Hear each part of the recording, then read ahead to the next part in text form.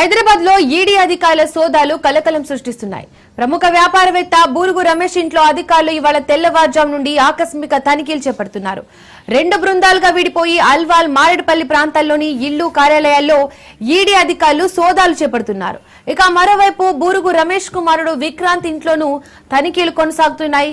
కాస్పో legal services private limited, Mahadeva jewellers తో పాటు Rajshri foods లో బూరుగు విక్రాంత్ డైరెక్టర్ గా ఉన్నట్లు తెలుస్తోంది. ఇక అంతేకాకుండా బంగారం దుకాణాలు కూడా ఉన్నట్లు తెలుస్తోంది.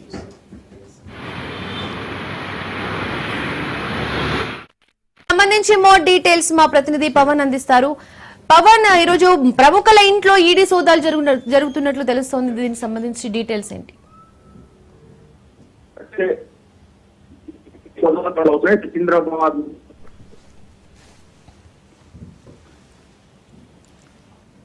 బృగు రమేష్ విక్రాంత్ ఇంట్లో ఒక సోదాలు కొనసాగుతాయి. 2 చోట్ల ఈడీ సోదాలు కొనసాగుతాయి. ఎందుకంటే వీరికి పలు వ్యాపారాలు ఉన్నాయి, అంతే కాకుండా బంగారం షాపులు ఉన్నాయి. కాబట్టి హవాలా రూపంలో మనీ ట్రాన్సాక్షన్ జరిగిందని చెప్పి కూడా ప్రధానంగా దీనిపైన కొంత సమాచారం సేకరించిన ఈడీ అధికారులు యొక్క సోదాలు కూడా కొనసాగిస్తున్నారు. అయితే ముఖ్యంగా చూస్తే మాత్రం ప్రధానంగా అంటే వీరి బ్యాంక్ అకౌంట్స్ కావచ్చు, దీనికి సంబంధించిన ఇతర కంపెనీలకు సంబంధించి కూడా పూర్తిగా షెల్ కంపెనీల ద్వారా మనీ ట్రాన్సాక్షన్ జరిగింది కూడా ఈడీ అధికారులు